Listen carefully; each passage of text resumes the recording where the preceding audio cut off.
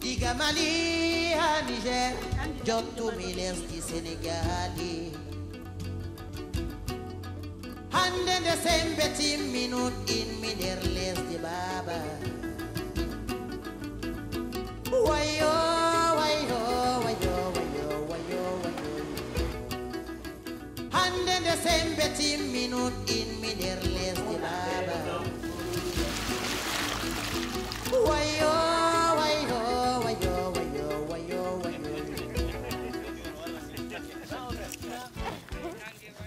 C'est pas très facile de trouver les moyens pour amener les gens à adopter des comportements souvent plus responsables, dans le sens où on doit toujours améliorer la production. Maintenant qu'il y a le commerce équitable, moi je trouve alors un levier. Il y a une démarche, il y a une exigence. Ce n'est pas la charité effectivement. Chacun est valorisé dans le commerce équitable parce qu'il s'engage, parce qu'il y a un cahier de charge et il doit à tout prix respecter le cahier de charge.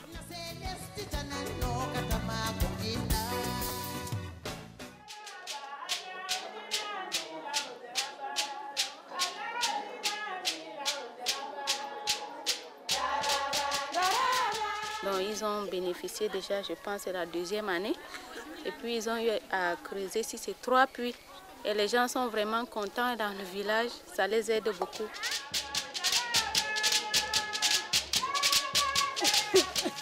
Commerce équitable, si, on va écrire, on va écrire. Commerce équitable, c'est ça qu'on voulait. On voulait écrire là, ici, là.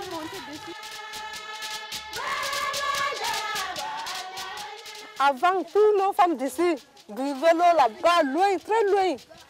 Mais maintenant, on voit que ça va déjà. On vient puiser ici. Puis pas tu te reposes seulement à la maison. C'est déjà propre ici, là.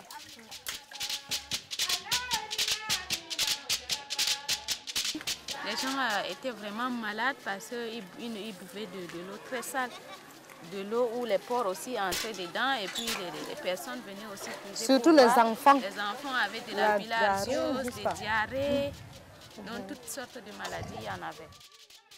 Mais maintenant, grâce à la prime Flo, ils boivent de l'eau potable.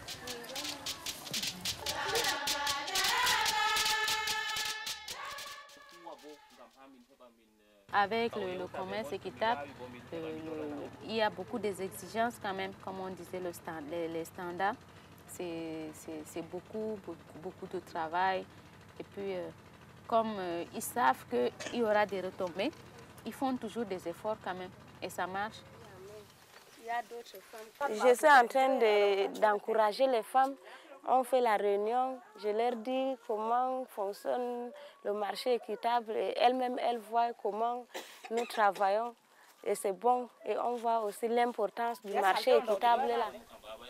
Les standards du commerce équitable exigent que les femmes soient dans les groupes. Mais les hommes là, ils ont accepté ça difficilement. Mais petit à petit, ils ont vu que vraiment ça pouvait marcher. Mais maintenant, elles ont aussi leur propre champ, c'est-à-dire elles sont autonomes, elles font leur champ, elles partent recevoir leur argent parmi les hommes. Et c'est comme ça que d'autres sont aussi entrés.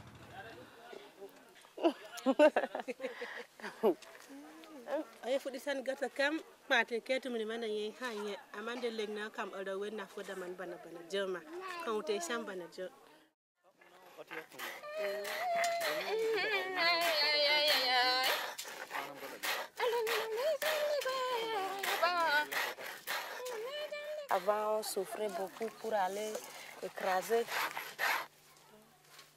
Maintenant, on a eu le moulin. Nous écrasons ici nous-mêmes. Et ça nous a facilité.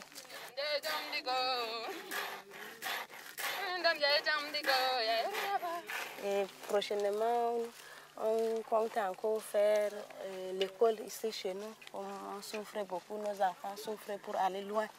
C'est pour cela que nous voulons aussi faire l'école ici. Ça nous a aussi beaucoup avantagés.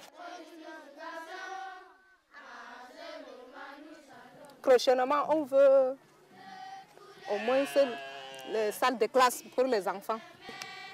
Tout ça, le nombre des enfants là, c'est beaucoup. Ils ne peuvent pas venir ici tout.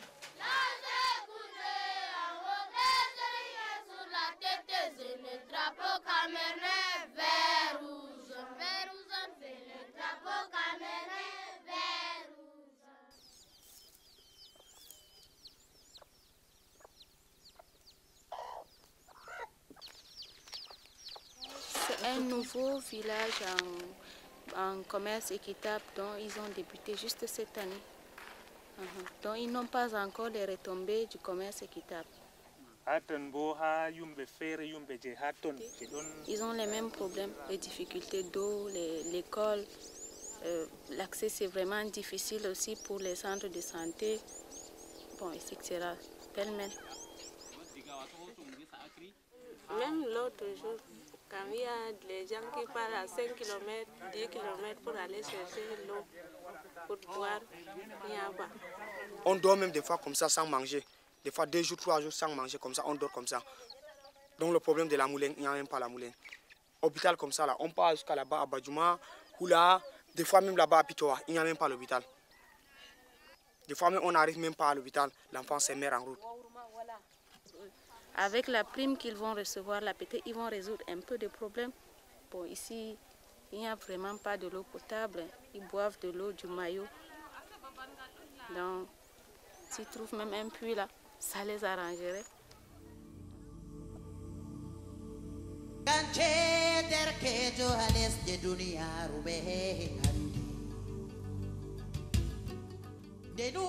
Moi, je souhaite qu'il y ait plus d'acheteurs en commerce équitable parce que tout simplement, on paye un prix juste.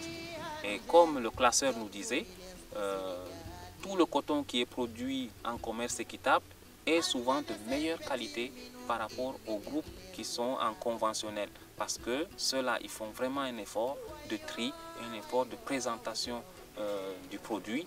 Et je crois que les acheteurs devaient être très fiers du produit qu'ils reçoivent. Et vous lui servez ça,